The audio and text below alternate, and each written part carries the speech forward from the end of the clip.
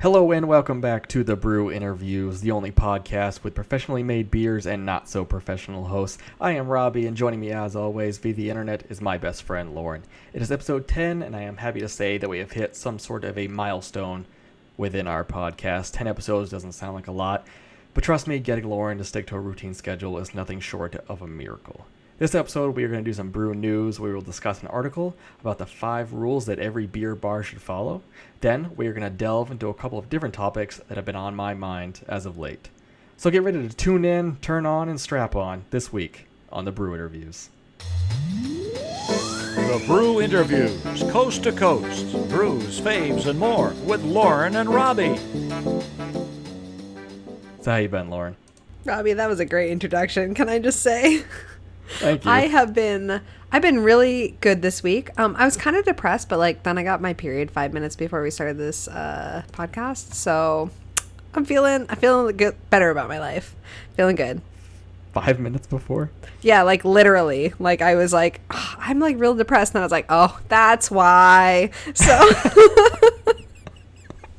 Yeah, that could do it to you, I guess. I mean, I don't bleed out of my vagina, but I don't really know. Oh, well, listen. Periods can be very... we won't get into this topic. On this episode. It's too early for period blood stuff. I've been real good. Yeah, that's it.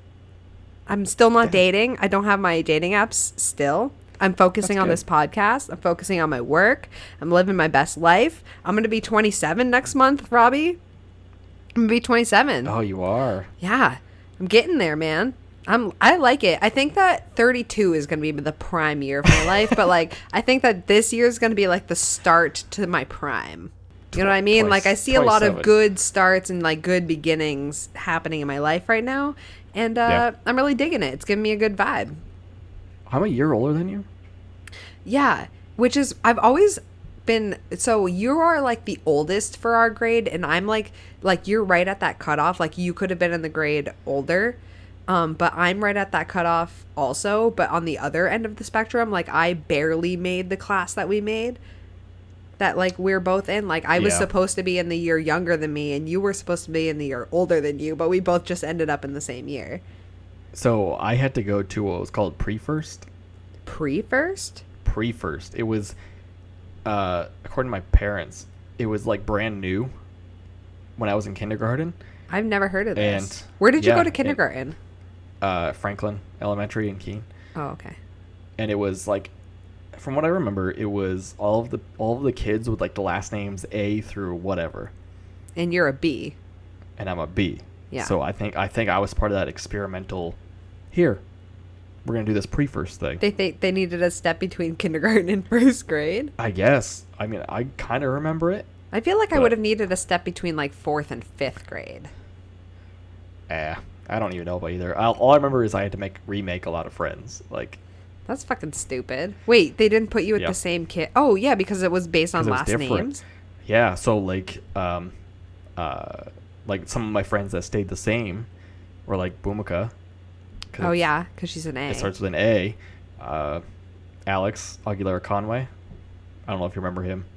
No, I don't know if I know. He was in the same class as... Can we say their names on this podcast? We probably have to blurt out their last name. But then Greg Cloutier. Oh, I like Greg. Greg was friends with Devin. So he was at my house all the time. Yeah, Greg and I were best friends up until 6th grade. He was cool. He was in one of my history classes in high school. He was fucking crazy. Was that your upstairs neighbor? Yeah. You should go tell them to fucking settle down.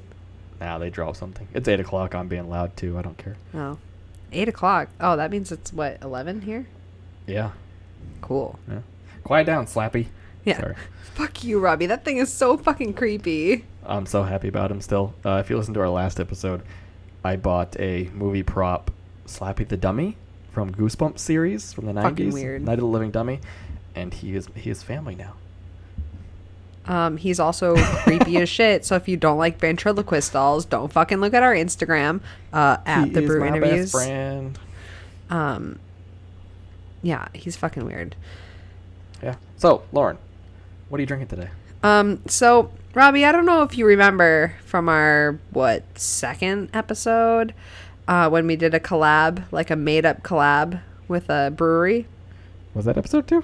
I don't fucking know. 2 or 3. Doesn't matter. 3. It's because 3 was Dragon and Yum Yum. Oh, yeah, you're right. All right, so episode 3, when you made fun of me for wanting to put kiwi in my beer. Oh, yes. Yeah, okay. Well, tonight I'm going to drink the Kiwi IPA from Pipe Dream Brewing in Londonderry, New Hampshire, because obviously somebody else has the brilliant idea of brewing beer with kiwis as I do. So, here we go.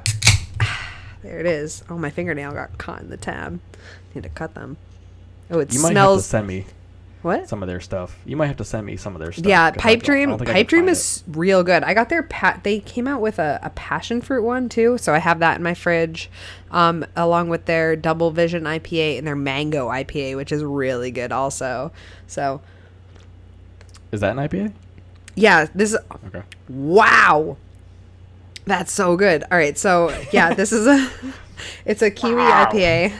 Robbie, you smell this, and literally all you smell is like kiwi and like, I want to say pineapple. I'm sure that I honestly didn't do any research about this beer. I bought it tonight. So all you smell is kiwi. It's super fruity. It's very distinctive. It's a super clear beer. It's got like, I think, Robbie, it tastes like juice. Robbie, it tastes like juicy fruit, like the gum. Looks like a lager. This tastes like it looks like a lager. It's a little From light. here. Yeah. Oh, yeah. It looks darker on the screen. It really looks like, maybe the Sculpin. If you poured out the Sculpin IPA from Ballast Point, like it's about that color. It's a little hazy. I don't know if it's just the condensation on my glass because there's a lot of shit in this apartment. But this beer is so fruity. It literally it tastes like a gummy, which I love. Like, gummies are my favorite. Have you ever had Kookaburra licorice? No, not at all. Oh, that's my favorite licorice. This beer tastes just like that licorice. It's so good. It's like a really like I don't know. It's super fruity. It's real fruity. It's real good. I highly recommend this beer if you're in the New Hampshire, New England area. Anywhere you can get this brewery, drink this beer. It's delicious. I would hope it's fruity. It's made with kiwis, right? It tastes like kiwis. If you put fucking kiwi in a beer, that's exactly what this tastes like. That's exactly what you're drinking, and you know it. I stopped eating kiwi because I always get those sores on my tongue, like from the acidity of it. It is, but I don't get that from any other fruit but kiwi. Have you ever eaten kumquats? Yes. I got that really bad from eating a ton of kumquats once. Really? Just eating a ton of kumquats. Yeah, I get it. There's this hint really taken. good place in Hint Florida called taken. Nokomis Groves, and they had really good kumquats, and so I bought a bunch of kumquats, and we ate them like on the plane ride home, and then I got these terrible sores in my mouth from like the ass. Wait. You brought kumquats on a plane? Please edit all of that out. That's No. bad. No, I'm saying, who allowed you to bring kumquats on a plane? What TSA agent still has their job and was like, yeah, take these kumquats on that plane because that's okay? My mom. All right, listen. My mom brought them on the plane. So she probably fucking hit them in her shoe or something. Who knows? She smuggled them in her anus. Just like, all I know is I ate kumquats on a plane from Florida. This was when I was younger, though. It wasn't like recent years, so it might have been like pre. No, it was definitely post. I don't know. Anyways, my mom managed to swingle a bunch of fucking kumquats on a plane once. I was saying 9/11, pre and post 9/11. Oh, when they got that's what we use as a reference for things, I guess. Well, I figured like all I would have to say is pre and post because like that's when TSA took their job seriously, you know. Yeah. So yeah. Anyways, thanks a lot, 9/11. Robbie, I'm already halfway done with this beer. It's so good. Well, maybe we should move on to what I have. So I have a very special beer. I don't know if you could even call it a beer. It is something that is quite renowned, especially throughout the United States. Robbie, I'm so excited. I know, are you? It is something that was discontinued and now is currently back in production for a limited amount of time. Tell me what it is. Oh, it's Zima, you motherfuckers. It is Zima. Robbie, I don't know what Zima is. Oh my, are you serious? How do you have a beer podcast if you don't know what Zima is? Robbie, this is a learning experience for me. I don't know that much about beer. I know I like it. Zima is a notorious, they call them coolers. It's like a Smirnoff Ice almost. Okay. Oh, yo, one of my older coworkers was talking to me about this beer. He was like, when I was in college, we drank Zima. Zima. Yeah, and I had a Zima when I was a kid, and then they limited released it. So I was like, I'm buying a fucking pack of Zima. And it's still as bad as you remember it. Oh. It is a 5% alcohol cooler. It's pretty much like a shitty Smirnoff. Zima's pretty notorious. If any of you know what I'm talking about. It came out in 1993, and then they discontinued it in 2008. But not in Japan, apparently. Apparently in Japan it kept going. So where is it based out of? The U.S. Where in the U.S.? It's made by Miller Coors. Okay, so it's like a Miller, like it's like a Coors style beer. It's not a beer. It's a Smirnoff. Oh, so it's a wine cooler. It's a cooler, not a wine You're drinking. cooler, but yeah. Well, what is it made with? Not wine. What's in it? Wine cooler's its own thing. It's like Oh. lemon and pineapple, and it's like a Smirnoff. Smirnoff is not a wine cooler. Smirnoff is a Smirnoff. You know, Like, I kind of like the mango Smirnoff. there are a couple that are good, but these suck, and they still suck. So I was like, I have to do this for our 10th episode, like our special episode. Yeah, dude. I want to go get one. I want to go get them and try them. So I have a Zima. Where can I get them? Should be. I don't know if they're still doing it because it was a limited release. I actually bought this like 2 months ago. I had a 6-pack, and I was just like saving it. I'm like, what should I save this for? Robbie. And I was like, oh, episode 10. And I then fucking do that's that with what I all did. my beers. Yeah, just saving them for certain things. Oh, yeah. Well, I'm like, oh, I want to drink this beer, but I was like, oh, this would be a good beer to drink on the podcast. So I like don't drink it right away, even though I want to drink it. Oh, your face, Robbie. Your face when you fucking drink out of that. The bottle is really cool, though. Wait, hold the bottle up again. It is. Zima is actually kind of a neat little bottle. It's grooved. Like it has grooves going down it. Yeah, so the top part of it looks like a Smirnoff bottle, and like the core bottle part that you hold is like has divots in it. It looks like a suave Smirnoff. This is way before Smirnoff too, I'm pretty sure. Really? Well, wait, Yeah, when did way it come before. out? You said earlier? 1993. 93. We were 2 years old. I was 2. I was 3. But so Zima means winter in the Slavic languages. But Oh, so it's like yeah. ice. So it literally is like Smirnoff ice. yes. Damn.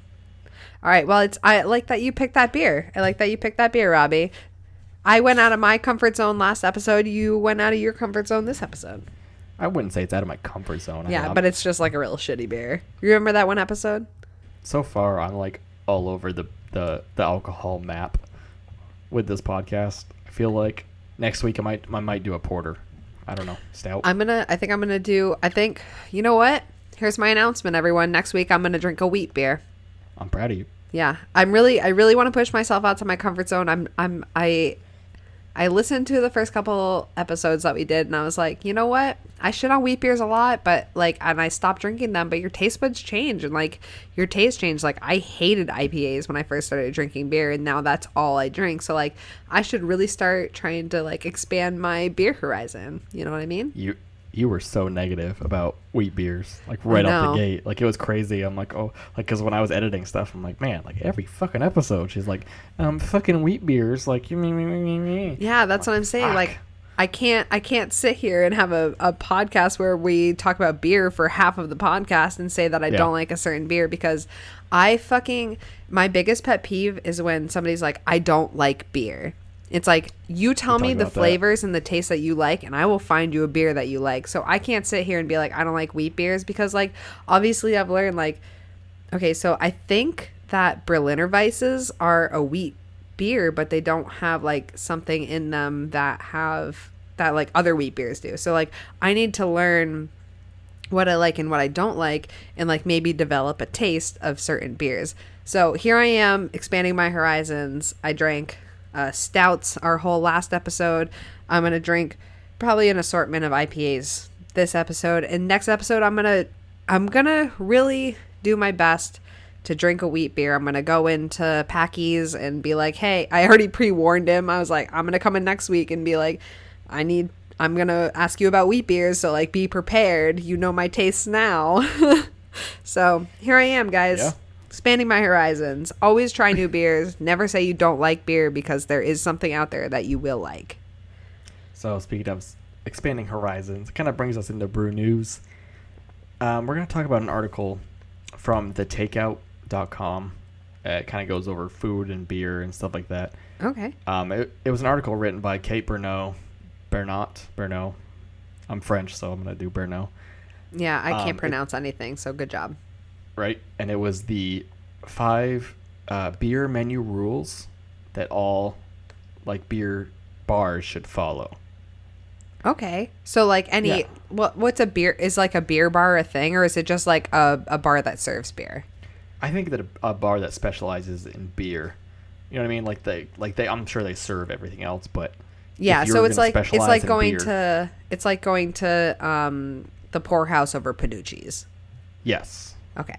What the Poorhouse has good craft beers, local breweries, and Panucci's has like Long Trail and Sam Adams, Harpoon, exactly. which are not bad beers, Which but are like fine. Yeah. Yeah, they're good craft beers, but they're not local good craft beers. Exactly. Okay.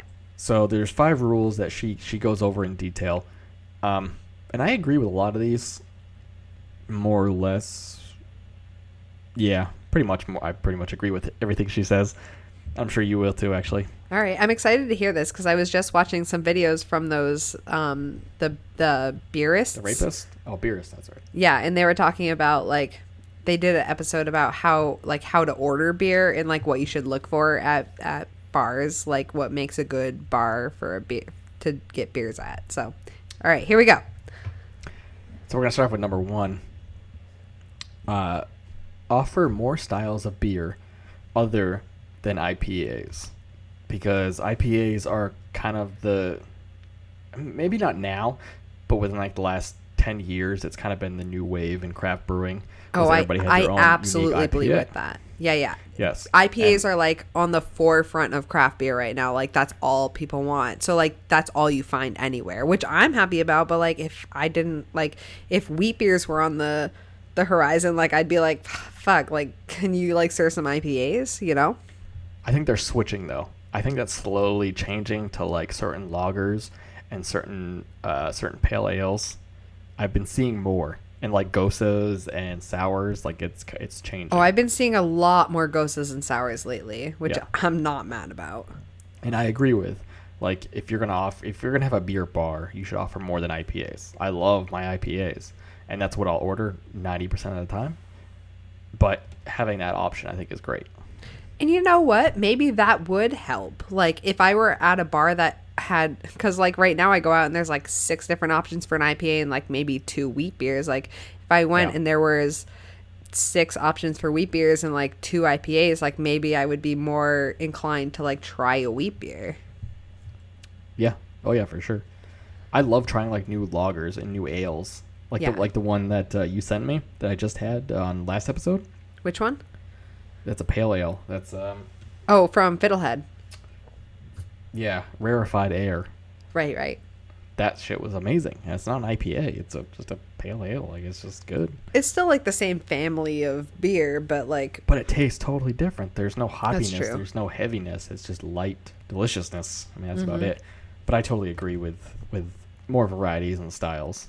Yeah, I think that would be good in helping expand everyone's like beer horizons. Completely agree. The face that Robbie just made after he took a sip of that fucking... I have like 3 Zimas left, and I'm like, I might just drink one. I don't know yet.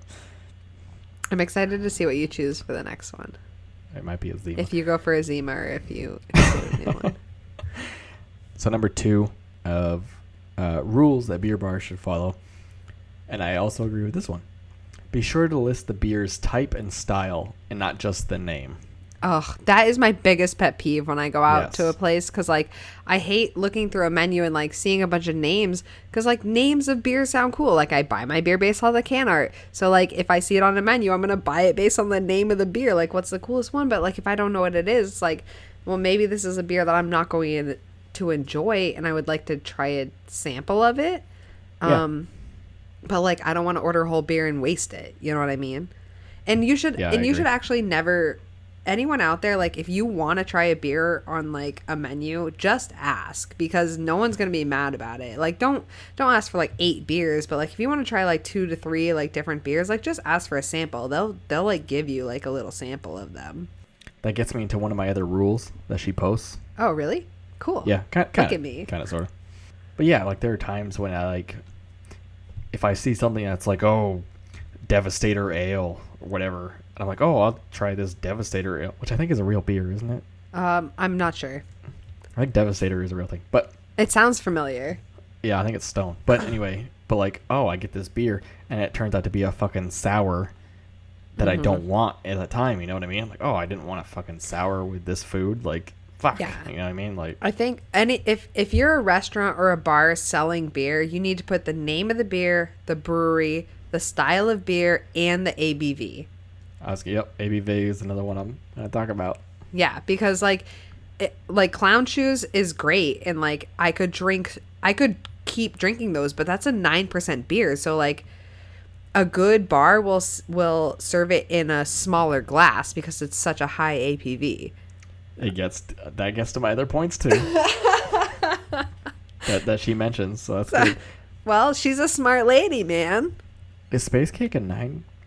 Yeah, the Clown Shoes Space Cake is a 9% Holy double fuck. IPA. I Yeah. don't remember that. Yeah. Well, and it's nice if you make connections at the bar. Like I was BFFs with the bartender at the bar in Keene that I go to, and you're supposed to serve that in a smaller glass because it's such a high ABV. But he would just do a give it big to one? me in a regular pint glass. Yeah, he's like, I know good. what your limits are. You're fine. Yeah. So number 3, which we kind of hit, offer a range of ABVs. So like a 5 to 6, a 7 to 8, and an 8 to 9. Yeah. Not just these 8 to 9 IPAs, double IPAs. Just offer a variety for people to enjoy. That fucking 3.5% that I had 2 weeks ago is one of the best beers I've ever had, and it's fucking amazing. Like, ABV means nothing to me, but still have that option.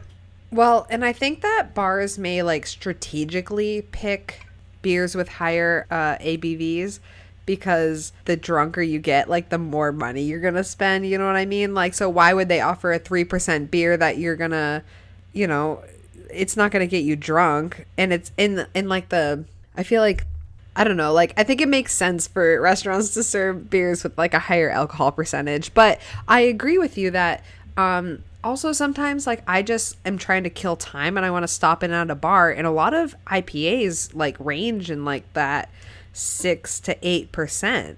So like if I just want to stop in and have a like enjoy a beer, like I don't want to feel a little loopy afterwards. Like maybe I want to have a beer that's like a 3 to 5 or like a 4 to 5% or like 4 to 6%, just to like have a beer, like sit there and enjoy it. I only want one. I'm trying to kill some time. So like I think that's a really good point.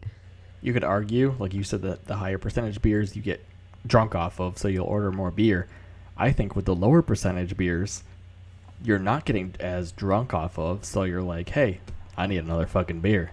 Oh, you're right. You know what I mean? Yeah. So I can see from both point of views, because I agree. Because I mean, I've been pretty fucked up, and I've been like, you know what I need?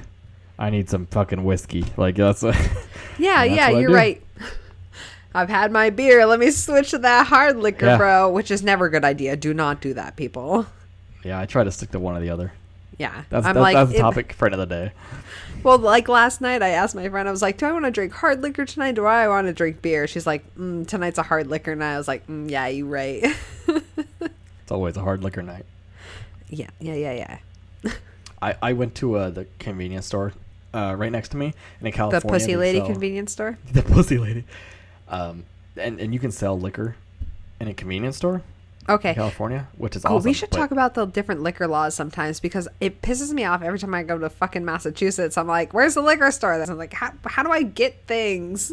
Yeah, but I just wanted a small bottle of whiskey, so I got one of the not a 750, but the step under it. Yep. It's like 3 something, Yeah, 350 or 450. 325. I don't know. So I got that, And I don't know why, but buying that size of whiskey, it's just like this is what bums and alcoholics buy. Like this is This is what bums, alcoholics, and like desperate college kids trying to like sneak it in somewhere.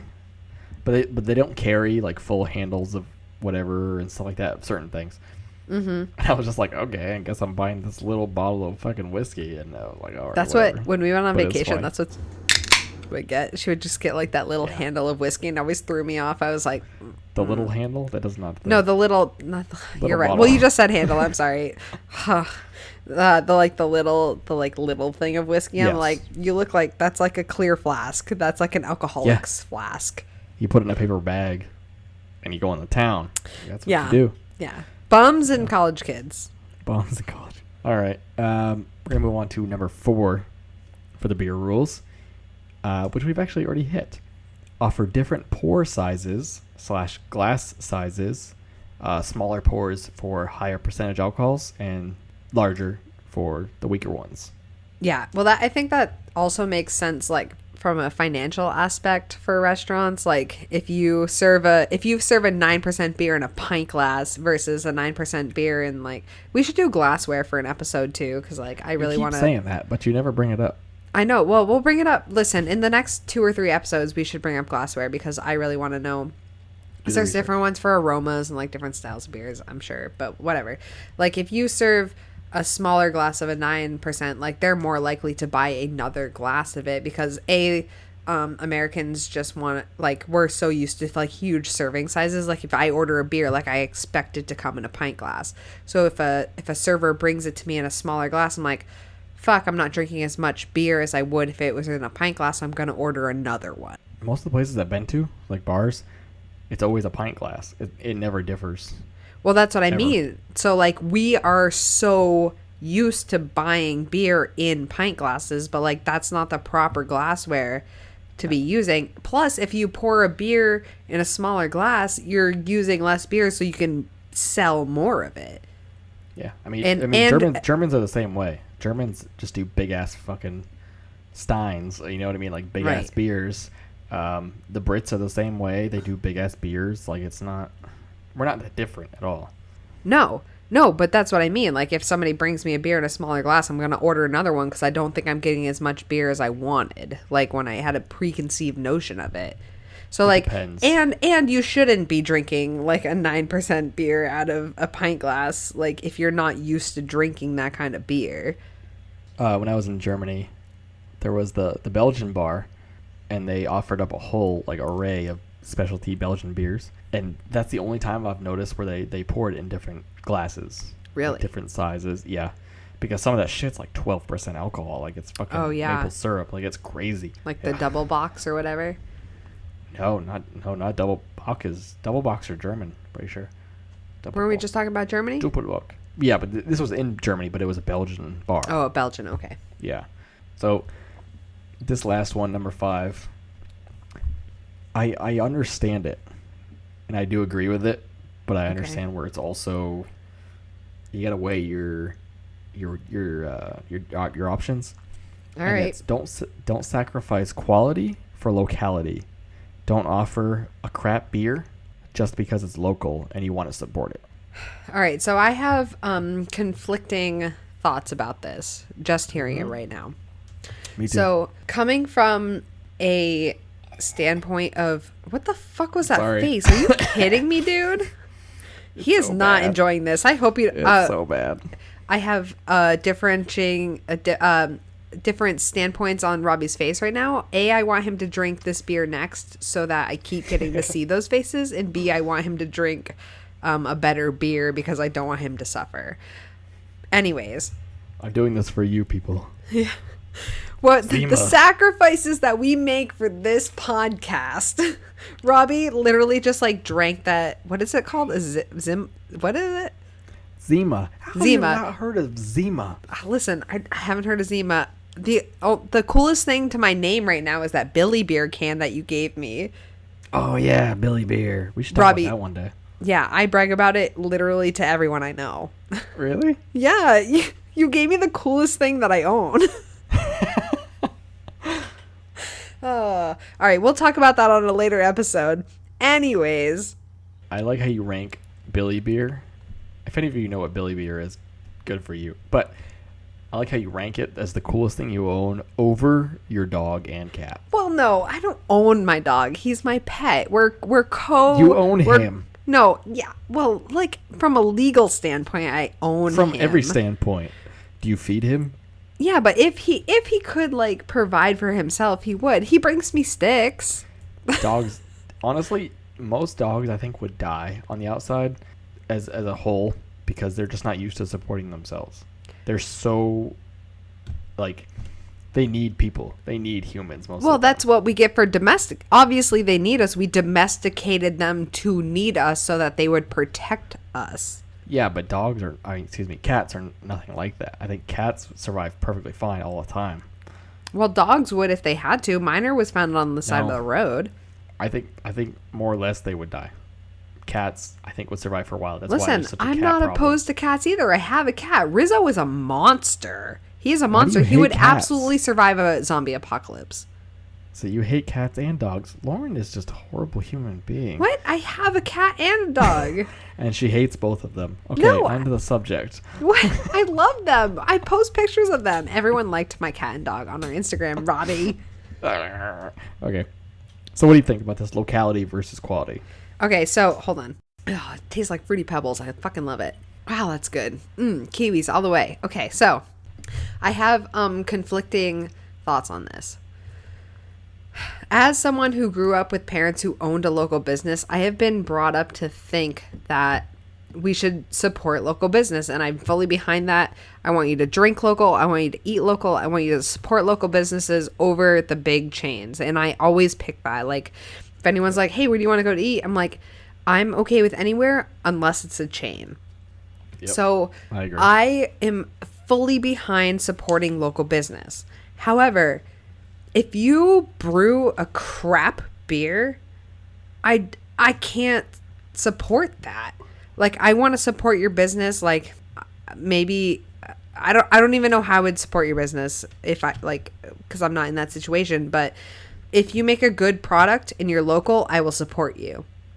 And I will get other people's opinions because, like, obviously I don't like wheat beers, but like if there were if I had a bar and there was a local brewery that's like specialized in like Belgian ales, I would ask my friends' opinions who I trusted like on that beer, and I would support it. You know what I mean? So like I'm all for supporting local business, but I'm also for supporting quality local business. Yeah, I agree 100%.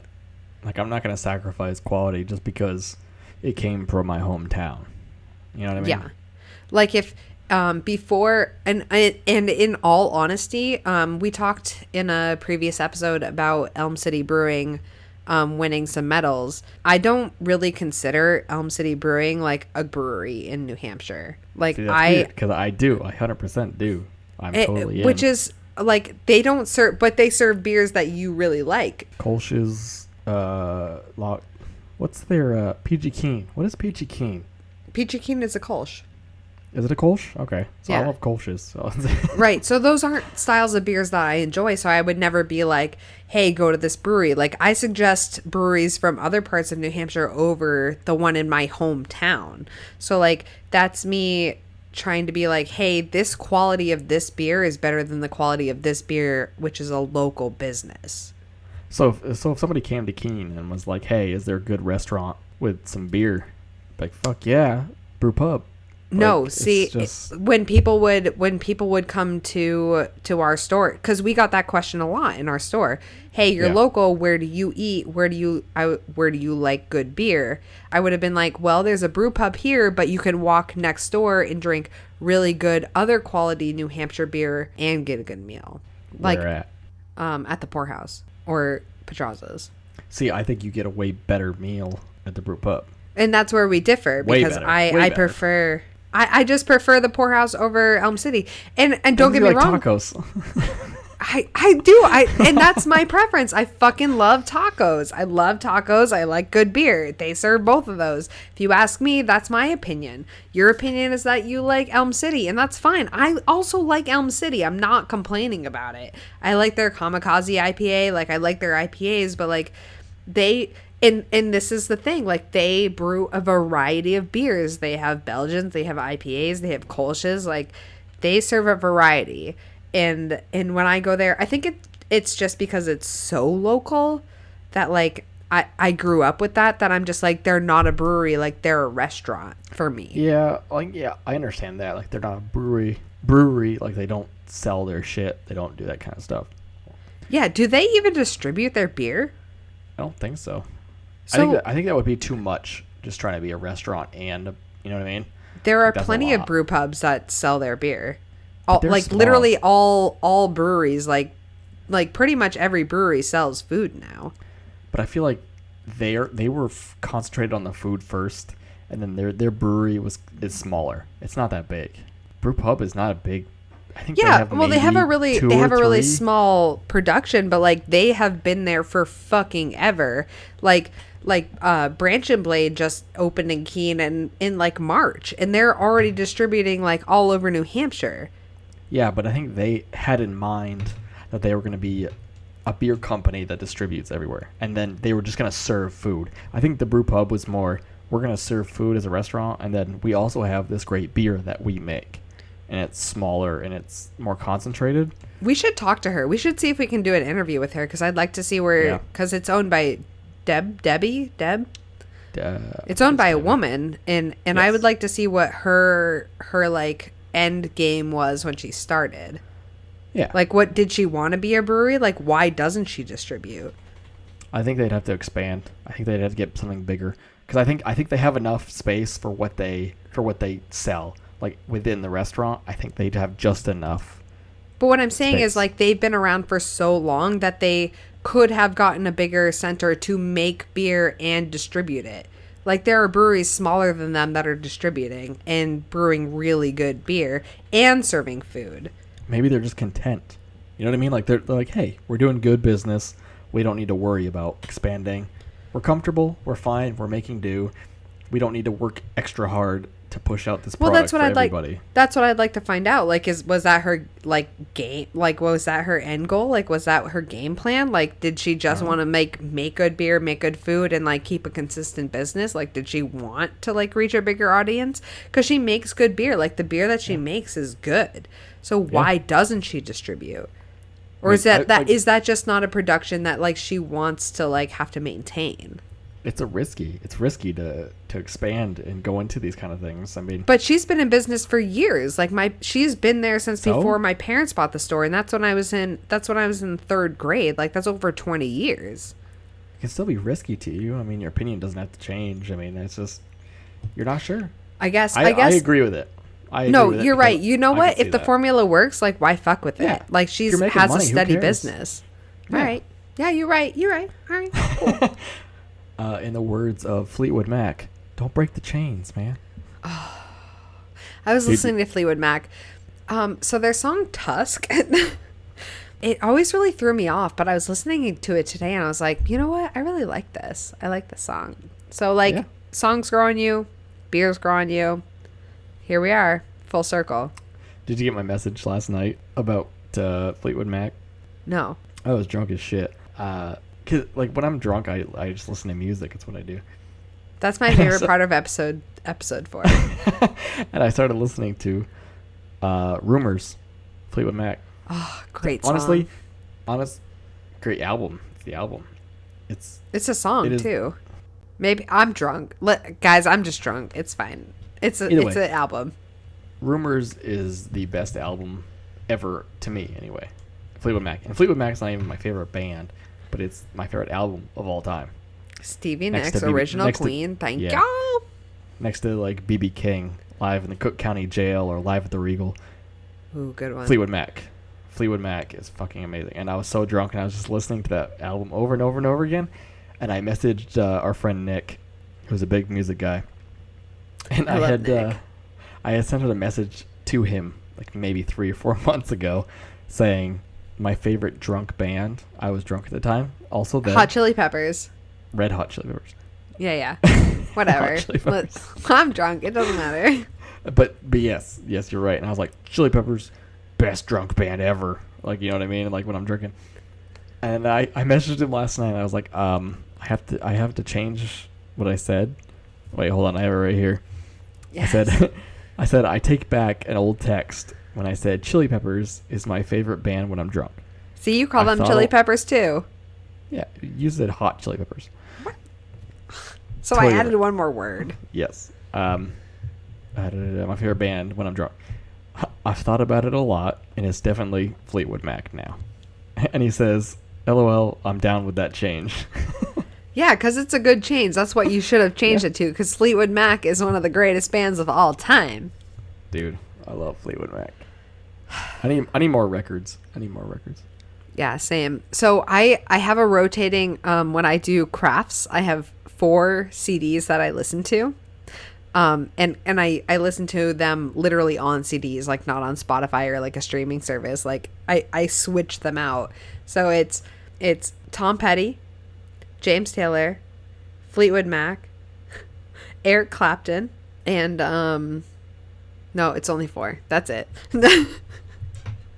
So not those a huge are fan, but well, James Taylor, Eric Clapton. Not really. I don't care about him, but I love James Taylor. I understand.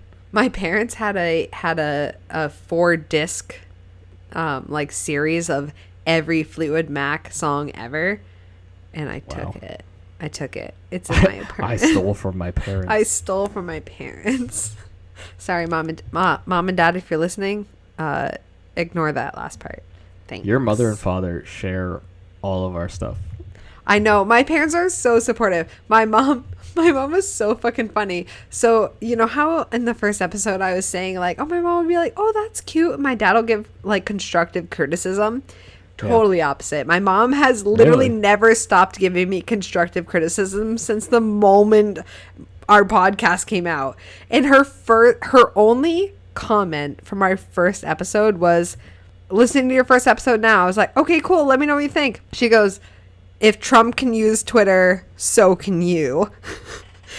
Only feedback from the whole first episode. I was like, thanks, Mom. You're right. I probably could, but I don't. Listen, Twitter and is different. My dad doesn't say anything. Because it's really funny. I know they listen to it together. Like they listen to it together. Yeah. They'll put it on the radio. It's so cute. My mom was like, when we don't have any more Red Sox to watch this week, we'll listen to your podcast. I love the older audience from like 40 to 60, so it's great. Yeah, because that's like our spirit animal range. Like you and I are just like an old ass person, but like we're also young, so like thanks for listening for those 20 to like 30-year-olds. You just said our spirit animal is old people. Yeah, because it's true. Well, that and Alana Wexler are my spirit animal. Like Betty White. Spirit animal. If Betty White and Alana Wexler were the same person, that would be my spirit animal. Spirit animal or soulmate? You're thinking of soulmate. Like we talked about the last episode. Spirit animal. No. Not soulmate, because I wouldn't want... I'm not going to commitment, so like I don't want a partner, but like... But I mean, saying you connect. Like you connect with that person. Yeah. They're not... Old people. I connect with old people. I'm an old soul. I'm an old soul, bro. Animal spirits. No, not animal spirits. That's just like that's what you said. Spirit. Robbie, I need another beer. I'm done with mine. Can we go get another one? Hold on. Can we have a beer break? Hold on. Let's see. Okay.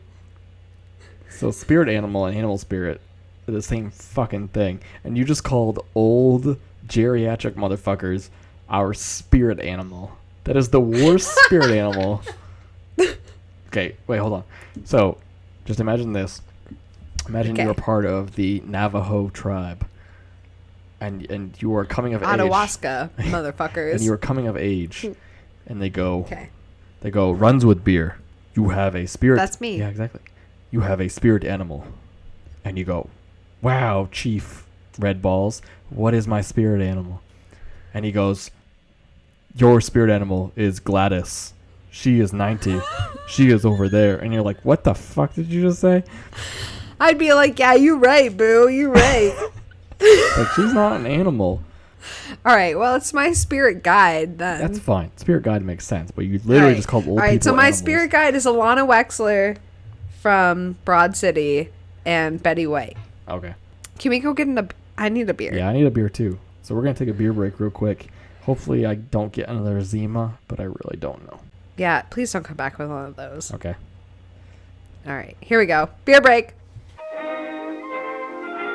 While Robbie and Lauren are getting a new beer, let's take this time to remind all you out there that you can follow us on all our social media platforms, such as on Instagram @The Brew Interviews or Twitter @Brew Interviews. And if you have any questions or suggestions for the show, contact them at thebrewinterviews@gmail.com. Now, back to the show. And we are back from our beer break. I have a new beer. Lauren has a new beer. I actually have a beer that I've had before on the podcast. Okay. I am drinking Dogfish Head's Lupa Luau again. It is the coconut IPA, the 7.3%, which I'm just remembering is pretty fucking high. I was just gonna say you chugged those the last time you drank them. You fucking chugged them. That's like the most beer breaks we've ever had was that episode. It was a lot. You fucking were just like, I'm done with my beer. Let's get another one. I was like, I'm not even halfway done with mine yet, bro. Yeah, so I'm drinking that again. I have one left, so I figured, what the hell? Instead of opening up a new beer and introducing it, I would just drink something we've already done before. And it's still not horrible, but not amazing. So, take it for what it is. Well, so you're still on the edge, and that's fine. I'm glad that you gave it another chance. So from our second episode, I drank that Gosa. All right, now I watched a couple of videos that said that it was pronounced Gosa. Yeah. And then I have a friend who I really respect their opinion, and I was talking about this beer, and I called it a Gosa because that's how I thought it was pronounced, and he said it goes. But I'm pretty sure Goes is like the one that's spelled like Geuze, not Gose. So like if anyone knows like the proper pronouncement, like can you just email us or like send us a video clip of like you pronouncing them and like the spelling so that I'm more educated on the topic. The proper pronouncement, the pronunciation? Pronunciation, the proper pronunciation of the word. So anyways, my beer right now is the tropic. I'm gonna keep calling it a Gosa until someone corrects me. I agree with you. So, I've heard Gosa before. All right, thank you. Yeah. Thank you. So on our second episode, I drank the passion fruit Gosa. Yep. From Two Roads. So tonight, and I had said that they made a couple more, and I really want to try the plum, and I still haven't found it. But tonight I bought the lemon lime and the tropical fruit Gosa from Two Roads. So I'm drinking the tropical fruit right now, and it said it's a tropical fruit Gosa brewed with pineapple, mango, guava, Barbados cherries, and passion fruit. Now, if you remember, these are all kettle soured in milk tanks, like milk truck tanks. Yes. When you pour it, it's super hazy, like you can't see through it at all, and it kind of looks like a shandy, like it's like really lemonade-y looking. Yeah. I don't think that I like this one as much as the passion fruit one. It's not as bold, but I'm not mad at it. It's a little salty. It's a little bit of a dry mouthfeel, but other than that, like, it's fine. I drink. If you kept serving me this, I'd drink it. Yeah, it's like what I'm drinking right now. Like, it's like, meh. Yeah. It's a nice light beer. I wouldn't say no to it if you handed it to me. Yeah, exactly. I think what I said for the first time I had the Lupa Luau was, it's not great, it's not good, it's not bad. It's what they set out to do. They set out to make that kind of beer, and they did that. Yeah, and they did it well. Like it could be a whole lot fucking worse. And I'm sure that's the same with yours. Like it could be fucking worse, but they did. Oh, it could absolutely. And I think, honestly, I don't like fruit punch flavored things, so I think that it might just be like it's a fruit punch Gosa. So like I don't like the flavors that go into a fruit punch, so that might just be what's throwing me off. Because it like honestly, the aftertaste of it is fruit punch. Like if you were to get the like Hawaiian Jim or whatever, Hawaiian Jam, and make that a you know what I mean. That's what it's called, right? Hawaiian the punch? guy with like the dreadlocks. Hawaiian Punch. Yeah. I called him Jim when I was younger. The guy on the I think his name actually. Shout out Sammy. I Thanks. think his name we is called him Jim. I think his name is. Is it? I think so. Because I remember hearing Jim too, but it was always just Hawaiian Punch. Like it was. Yeah, or well, the Hawaiian Jim Punch, whatever. Like it's like the aftertaste is that flavor, but like the forefront is like pretty bitter and like sour and salty. Yeah. So if that's what you're looking for, if you like fruit punch flavored things, go for it. It's fucking delicious. Yeah. So now that we've gone over our beers since the beer break, we've been talking a lot about this topic. We should probably move on to our next topic, which I know you were excited about. Yeah. Okay. So I like to go into our topics blind, but Robbie let me know in advance, and like, I think this is one that I can really converse on. Yeah. Oh, I mean, we converse on everything, but the topic. You're right. The topic that I want to get into is pretty much what are your turn-offs for women. So basically, when you look at a girl, what do you see as something you like? Ugh, that bothers me. I'm not into that. Kind of right, deal so- breakers. Deal breakers almost. So I want to preface everything that I say with I don't like to judge a woman based off of her physical appearance. Because you can meet a beautiful woman who's like everything you want physically, but who can be like totally dead mentally. Like I need to be able to have a conversation with you because conversation lasts so much longer than physical appearance. So for all the ladies out there, please don't think that I'm shallow. This is a topic that Robbie chose, and I'm talking like distinctly based physical appearance, right? For turn-offs? No. This is everything. Oh, everything? All This right. is everything. Well, never mind my rant that I just had. God. All right, so what are my turnoffs? Can we start with categories? No, we're just gonna go back and forth. You're gonna say one. I'm gonna say one. We're gonna right, talk armpit about hair. it. Tell what you could improve, ladies. Is that bad? No, Robbie, we're not telling ladies what they can improve because women, you should live your life how you fucking want. I'm gonna back myself up on this a lot tonight, Robbie. I'm sorry. All right, what's your first turn off then? What do you All right, hate about so the women? one thing that I don't care what women do with their body hair, but like personally, armpit hair really creeps me out. I really don't like armpit hair. Like if like stubble's fine. Like if you forget to shave for like a week, like whatever. Like we're all in that position. We get busy. It's fine. But like if you have like 1.5 inch grown out armpit hair where like the ends like you could trim and it would keep growing, I can't. I don't know if it's a lesbian thing, but like armpit hair is the worst. And I know Robbie has like a thing about hair. Like he can't do hair. So I can do hair. Okay, so the thing is, like, well, I didn't even put armpit hair because I kind of assumed that most, like, modern women are like, I'm not going to have armpit hair.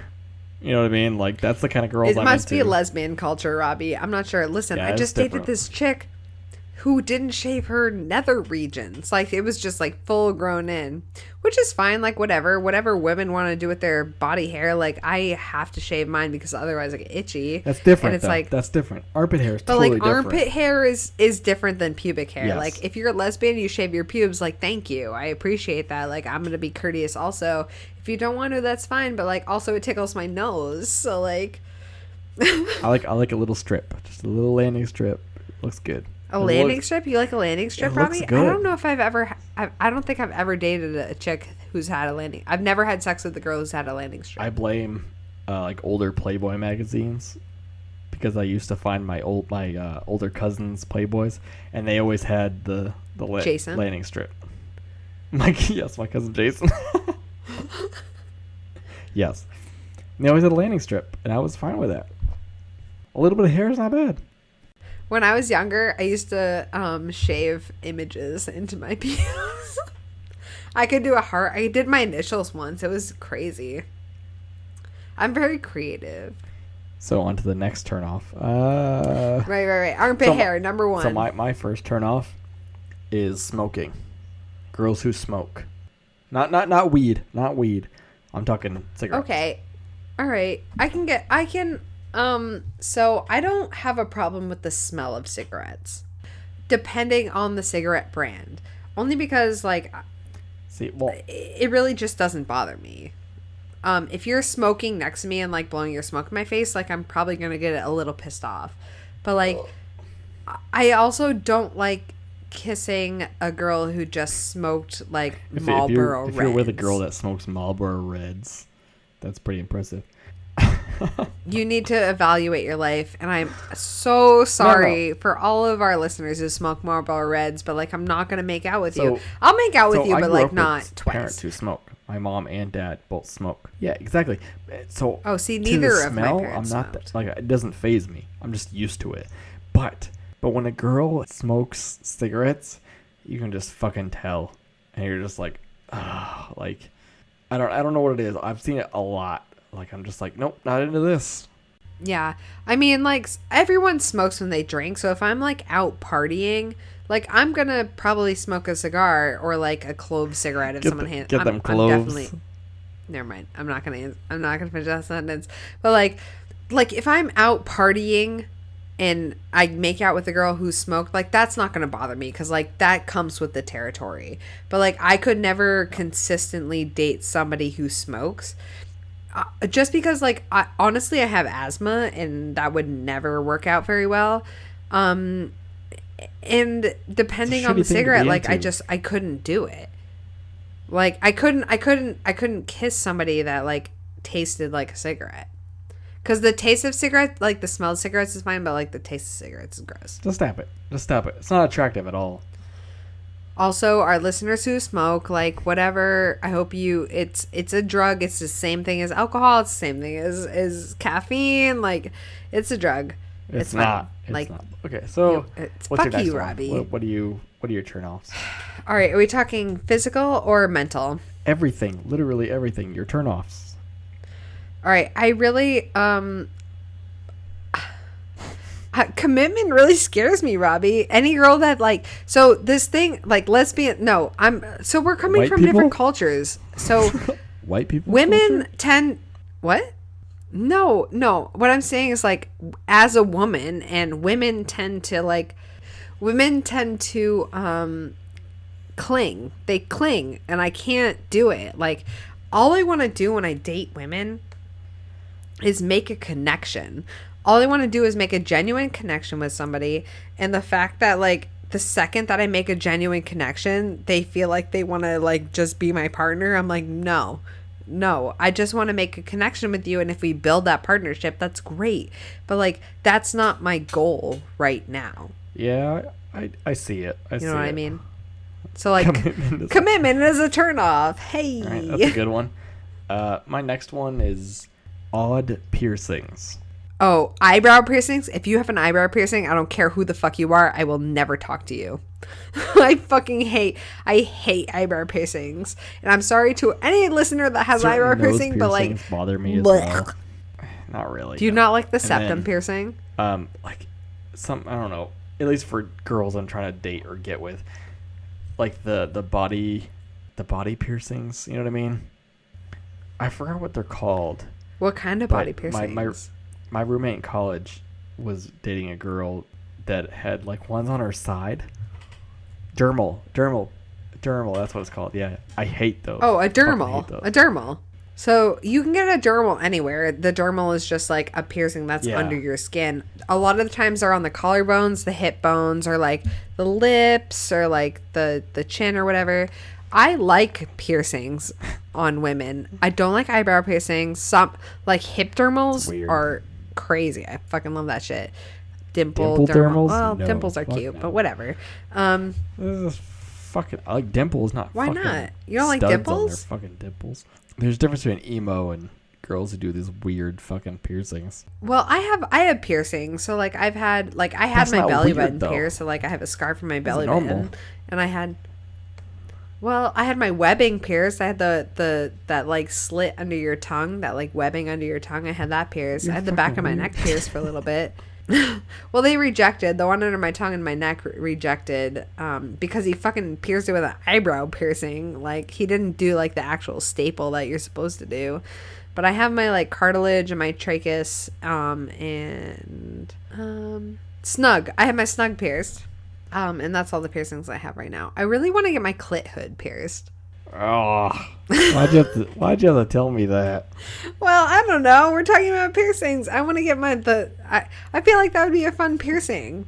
right? It's like a surprise. Like sometimes when I like take a girl's bra off and she has her nipples pierced, I'm like, fuck yeah, dude, that's really cool. Also, I watched get her fucking nipples pierced, and it was the most disgusting thing I've ever seen in my whole life. Watching a nipple get pierced is fucking gross. Don't ever do it. Nipple pierce. It's so bad. Clit pierce is kind of fucking weird. Robbie, I love nipple piercings, but to watch it actually get pierced is fucking disgusting. And she had already had them pierced, so she got them re-pierced. And I was just like, you clamp it and they stick the needles through, and I'm like, God. No, okay. No, okay. No. All right. I don't know, Robbie. I don't have a whole lot of turn-off. All right, so turn-offs. If you're rude, I feel like that's not a personal turn-off though. That's just kind of normal. Like, all right. Robbie, can we take a beer break? I need a beer break, and I need a little bit of time to reflect for a hot second. Okay, we're gonna take a beer break real quick. I don't need a beer, but Lauren needs a beer. I need a beer. I need to think about what turns me off about women, because I fucking love women, dude. So do I. I've had 5 beers though. All right, beer break. Beer break, go.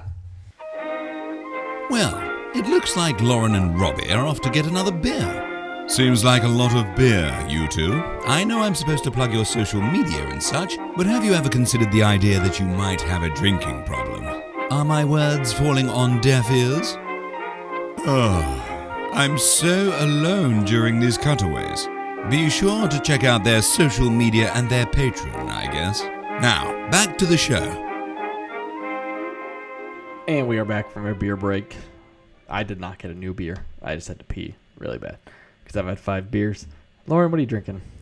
I'm just drinking the mango IPA from Pipe Dreams Brewing. It's brewed with fresh mangoes and Amarillo hops, and it's fucking delicious. If you like mangoes and IPAs, drink it. Pipe Dream.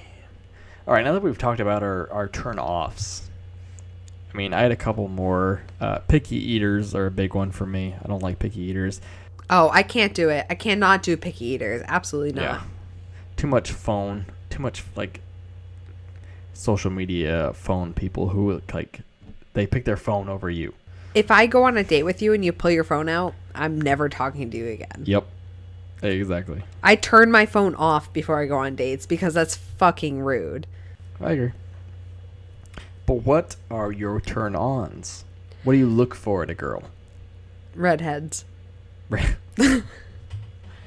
Okay. I love redheads, dude. I fucking love redheads. That's not what I meant, really. Oh. But like personality. Adventurous. I really like traits. adventurous, spontaneous people who aren't afraid of new experiences. You like adventurous people? Yeah.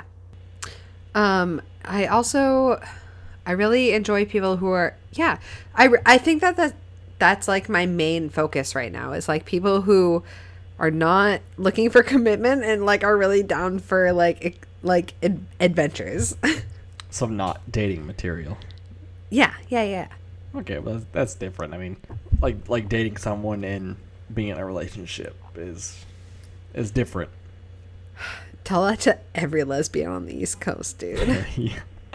So my first probably turn on would be gotta make me laugh. Oh yeah, you have to have a good sense. I feel like that's like one of the main like components people connect on, or its sense of humor. Yeah. If you're not funny, why the fuck am I with you? Like, why am Absolutely. I around you? Why am I friends with you?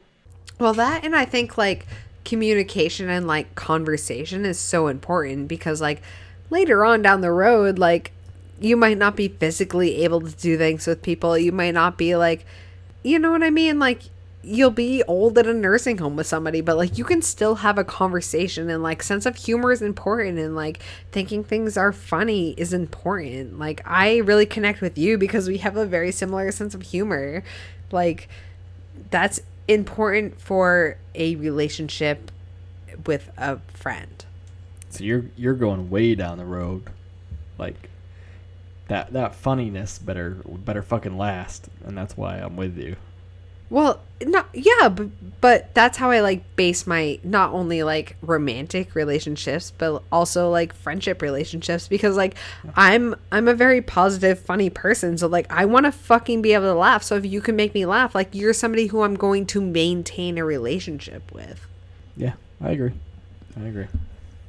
Yeah. One of my turn-ons, probably one that might get me flack. I don't know. I like a girl that is fit and likes to work out, but that's because I like to work out. And that's a part of your lifestyle. Yes, exactly. But to me, it's like if you don't work out or try to change yourself, you know what I mean, like physically, like if you don't care about the way you look, like what do you care about me? Like, you know what I mean? Like if you don't even care about yourself, like. And I think this is where we differ on it, because like I really appreciate a woman who doesn't give a shit about physical appearance, because I could make time to work out but I don't. But I also like pay attention to what I eat. Like I don't eat unhealthy things. Like when I'll cook myself dinner like every night, but I'm also going to make like something that's high in protein and like low in like I pay attention because my mom was a dietitian, so I know what's healthy and I know what's not. But also, like, I appreciate a girl who doesn't fucking want to eat chicken fingers and french fries every night. You know what I mean? Like, oh, shit. Oh, this is the first time we're going to have to can out your voice, dude.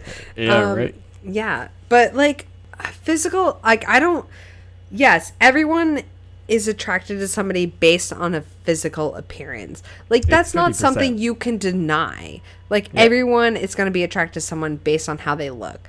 But also you have that other connection that's like personality and humor, and like those need to align also, because you're not always going to look how you look now, but like if you find somebody who's like set in their core ways and like that's how they have developed as a human and evolved, and like that's their perspective now, like, and that's something you can grow with, I think that it's important to be able to connect with somebody on that level. Like that's what's going to make a sustainable relationship. I think it's 50%. I think it's 50% emotional, 50% physical. Because if you don't like somebody physical, you won't like them emotionally. I think nowadays maybe not as much, because evolutionary it was, you know, the woman with the most rounded hips, you know what I mean? Like she was the best for breeding. But like now it's totally different. I don't even necessarily mean like evolutionary and like reproductive. I mean like evolutionary as in we are attracted to people that look like we do. Like we're attracted to people that look the same as us. But like that has like scientific grounding, and like you can look it up. I'm too fucking lazy and drunk to do it right now. But like Robbie, obviously that doesn't hold to you because you like Indian chicks. Like I can't. not exclusively, but I'm saying. No, but you like them, and don't get me wrong. Like, hey girls, but like people don't. I think. No offense, but I think you're wrong. I don't think people like people that look like each other, like look like them, because there are way too many ugly fucking dudes. No, you're right, because like butch women. Chicks, fuck no. Yeah, exactly. So it's kind of what you just said. Kind of just goes. Yeah, you're right. Fuck. I know I read an article on it at one point. That article's fucking wrong. Yeah, you're probably right. But like I care. Not that I don't care, but if a woman takes care of herself, that looks good to me. You know what I mean? Like you care about the image that you portray. Like, yeah. Oh, you work out, you put in the work, you put in the effort to look good.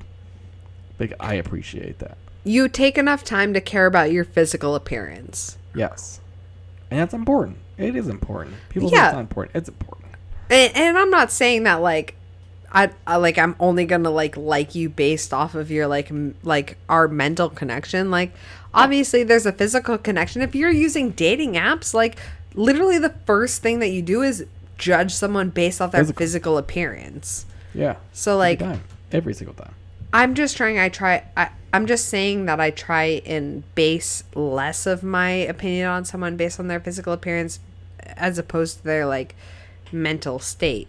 But I agree with you.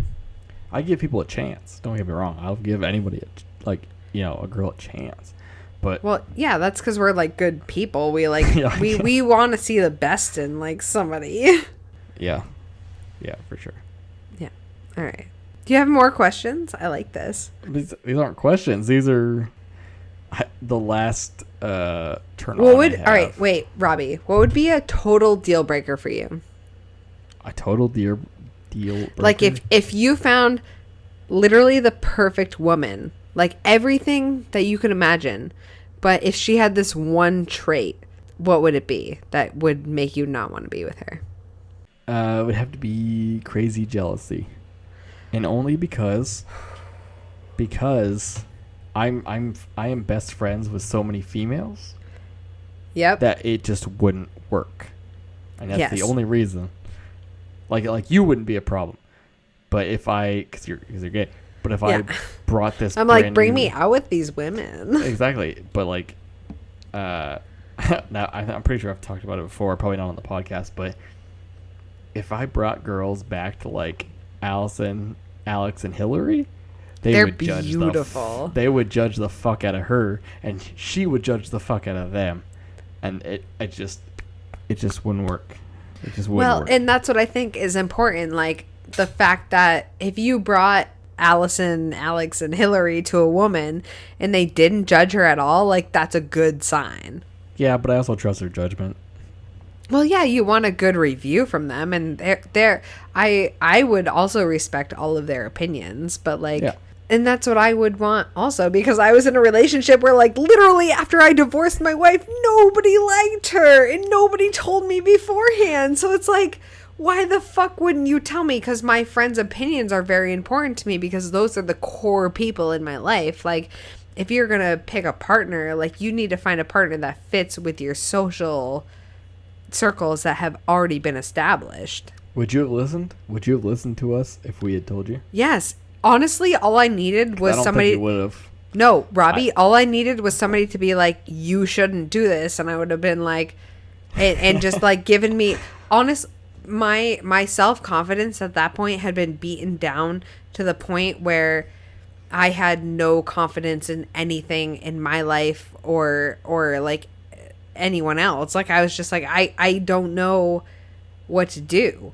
Because I was so sad. It was so sad. And all I needed was somebody to be like, listen, this isn't healthy. And I would have been like, yeah, you're right. This isn't healthy. And it only took me moving back to Keene and like spending more time with my family to be like, you're right. This isn't good. It was a really toxic relationship. And I wished I need honest friends in my life to tell me these things, because I like to see the good in people. I agree in some ways, but I feel like you wouldn't have listened to us. I think you would have just kind of gone through with it.